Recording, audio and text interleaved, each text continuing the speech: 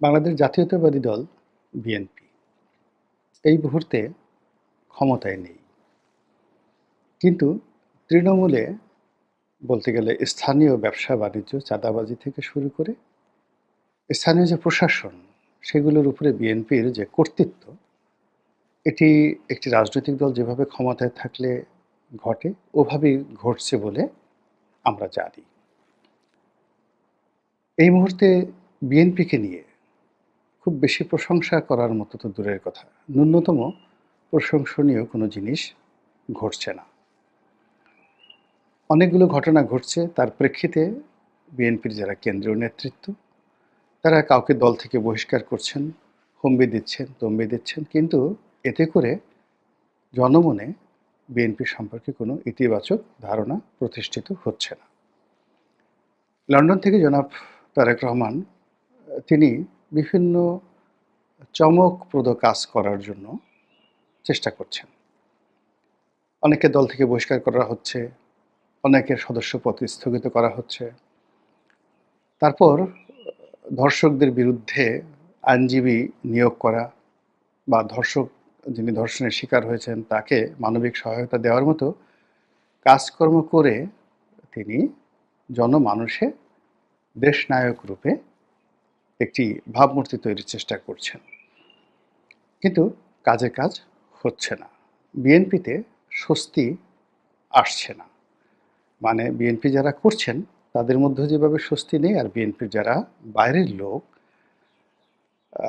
আগামীতে বিএনপি ক্ষমতায় আসলে যারা বিএনপির শাসনাধীন থাকবেন তারাও বিএনপিতে স্বস্তি পাচ্ছেন না।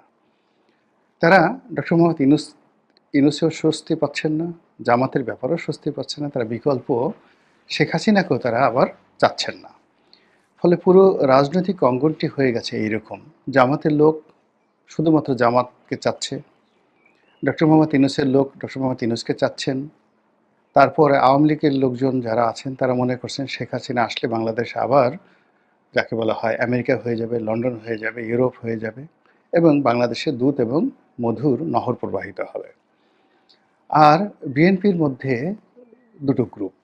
একটি গ্রুপ খুব হতাশ এই কারণে যে তাদেরই প্রতিদ্বন্দ্বী যারা আছেন, কেউ মনোনয়ন বাণিজ্যে এগিয়ে, কেউ স্থানীয় দখলদারিত্বে এগিয়ে, কেউ নিয়োগ বদলিতে এগিয়ে, অন্য গ্রুপ যারা আছে তারা হয়তো নিজেদের প্রতিপক্ষর কারণে এলাকায় যেতে পারছেন না, কাজকর্ম করতে শান্তি পাচ্ছেন না। এমনকি আওয়ামী লীগ জমানাতে তাদের যতটুকু চলাফেরার স্বাধীনতা ছিল, এই জমানাতেও তাদের সেটি নেই।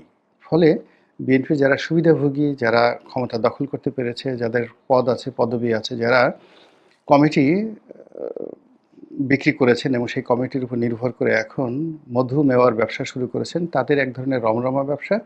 তারা চাচ্ছেন যে ইমিডিয়েটলি যদি সম্ভব হয় ২৪ ঘন্টার মধ্যে বিএনপি রাষ্ট্র ক্ষমতায় আসুক এবং ২৪ ঘন্টার মধ্যে এখানে ডক্টর মোহাম্মদ ইউনূস এদেশ থেকে বিদায় হয়ে চলে যাক। আর যারা এই যে বিএনপির মধ্যে ক্ষমতাধর যারা লোকজন রয়েছেন, তাদের দ্বারা ক্ষতিগ্রস্ত হচ্ছেন, ভীত সন্ত্রস্ত হচ্ছেন এবং আগামীতে তাদের দ্বারা লাঞ্ছিত, অপমানিত হওয়ার ভয় পাচ্ছেন। তারা বলার চেষ্টা করছেন যে এই লাউ সেই কদু, এর জন্য কি আন্দোলন করলাম, কি আর এমন হলো, বিএনপি আসলে তো আমরা আবার বিপদে পড়ব এবং এইভাবে যদি চলতে থাকে তাহলে তো বিএনপি সরকার বেশি দিন টিকবে না, তখন আমাদেরকে আবার পালাতে হবে, আবার ক্ষমতা ছাড়তে হবে, ভারতে তো যাওয়া বিএনপির লোকের পক্ষে সম্ভব নয়। এখানে বিএনপির যারা ধনাঢ্য ব্যক্তি আছেন তারা অনেকে ব্যাংকক গিয়ে থাকেন, অনেকে লন্ডনে চলে যান, অনেকে দুবাইতে চলে যান, কিন্তু বিএনপির যারা আমজনতা, সাধারণ জনতা, তারা তো এই ধান খেতে বসে প্রতিপক্ষের হাতে গণপিটুনি খেয়ে তাদেরকে মরতে হবে। তো কাজেই আমাদের কি হবে, আমাদের কি হবে, এই হতাশা মাঠের মধ্যে ছড়িয়ে পড়েছে। ফলে বোঝার চেষ্টা করুন যে এই রাজনৈতিক অঙ্গনে যখন একটি স্রোত প্রবাহিত না হয়, এই রাজনৈতিক অঙ্গনের যত সহায় সম্পত্তি যদি একটা বদ্ধ নালার মধ্যে আবদ্ধ হয়ে যায়, তখন সেখানে যে দুর্বোধ্য, দুর্গন্ধ এবং সম্পদ হানির যে একটা অবস্থা তৈরি হয়, ঠিক সেই অবস্থা আমাদের পুরো রাজনৈতিক অঙ্গনকে গ্রাস করে ফেলেছে। এখানে এই মুহূর্তে কেউ কাউকে বিশ্বাস করছে না, কেউ কাউকে নির্ভর করছে না, আর যার যার অবস্থান থেকে যেভাবে পারছে সে তার প্রতিপক্ষকে হেয় করার জন্য, প্রতিপক্ষের চরিত্র নষ্ট করার জন্য, ক্যারেক্টার অ্যাসাসিনেশন যেটিকে বলা হয়, এটি করার জন্য যাচ্ছে তাই বক্তব্য দিয়ে যাচ্ছে এবং নানা রকম সেই বক্তব্যকে নানা রকমভাবে সত্য প্রমাণিত করার জন্য তারা কি করছে, তথ্য এবং উপাত্ত হাজির করছে এবং এগুলোর বেশিরভাগই মিথ্যা। তো যেহেতু এই সময়টিতে বাংলাদেশে সবচেয়ে বড় রাজনৈতিক দল বিএনপি, আওয়ামী লীগের অবর্তমানে নির্বাচন হলে সেটা যে কোনো ফর্মে নির্বাচন হোক না কেন শতভাগ বিএনপি ক্ষমতায় আসবে। কাজেই বিএনপির নিজের অভ্যন্তরীণ যে সকল হানাহানি, তারপরে মারামারি, ক্রন্দন, যা কিছু বললাম সেগুলো তো আছেই। এর বাইরে বিএনপির যারা প্রতিপক্ষ তারা রাজনৈতিকভাবে বিএনপিকে মোকাবেলা করতে পারবে না, এটা জানে। কাজেই বিএনপির তকদির নষ্ট করে দেওয়ার জন্য, বিএনপির চরিত্র নষ্ট করে দেওয়ার জন্য যা যা করার দরকার সেই সব কাজগুলো তারা খুব চমৎকারভাবে করে যাচ্ছেন, যাতে করে এই দলটি একটি ঘৃণিত, নিন্দিত, লাঞ্ছিত দলে রূপান্তরিত হয়ে যায় এবং এই দল সম্পর্কে মানুষ যেন নাক ছিটকায় এবং আগামীতে নির্বাচন তো দূরের কথা, নির্বাচনের ধারের কাছে যেন এই দলটি যেতে না পারে এবং নির্বাচন যেন দীর্ঘমেয়াদে নির্বাসনে চলে যায়। সেখানে তৃতীয় পক্ষ আসুক, চতুর্থ পক্ষ আসুক, যে পক্ষই আসুক না কেন বিএনপি যেন না আসে। এই যে group of people, politically, socially and economically, এই গ্রুপগুলো সব একত্র হয়ে গেছে।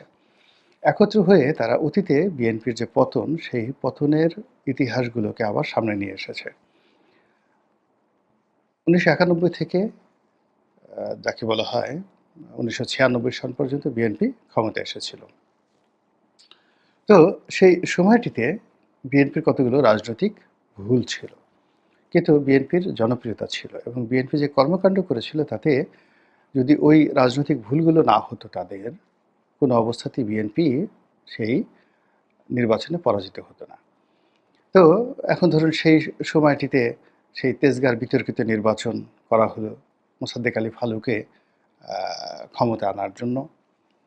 তারপর সেই মাগুরার নির্বাচন হলো, তত্ত্বাবধায়ক সেই মাগুরার নির্বাচনের পরেই তত্ত্বাবধায়ক সরকারের আন্দোলনে আওয়ামী লীগ উইন করল। ফলে 1991 থেকে 96 পর্যন্ত একটা best, one of the best and finest শাসন ব্যবস্থা বাংলাদেশকে উপহার দেওয়ার পরেও তাদেরকে ক্ষমতা থেকে চলে যেতে হলো। এই গেল একটা। তো ওই সময়টিতে বিএনপির যে সকল রাজনৈতিক সিদ্ধান্ত এবং কর্মকাণ্ড জনমনে বিরূপ প্রতিক্রিয়া তৈরি করেছিল, ঠিক সেই জিনিসগুলোকে আবার এখন সামনে আনার চেষ্টা করা হচ্ছে। এই গেল এক। 2 নম্বর হলো বিএনপির যে দ্বিতীয় মেয়াদ, অর্থাৎ 91 পরে দ্বিতীয় মেয়াদ 2001 থেকে 2006 পর্যন্ত, ওই সময়টিতে সব কিছুকে ছাড়িয়ে বিএনপির সবচেয়ে বড় বদনাম হয়েছিল। 1 নম্বরে ছিল হাওয়া ভবন, 2 নম্বরে ছিল হাওয়া ভবন রিলেটেড কিছু সামরিক, কিছু বেসামরিক এবং কিছু এসপি লীগ, মানে এসপিদের দল মানে পুলিশের দল। তো এরা সবাই একটা চ্যানেল মেনটেন করে চলতেন, অর্থাৎ ধরুন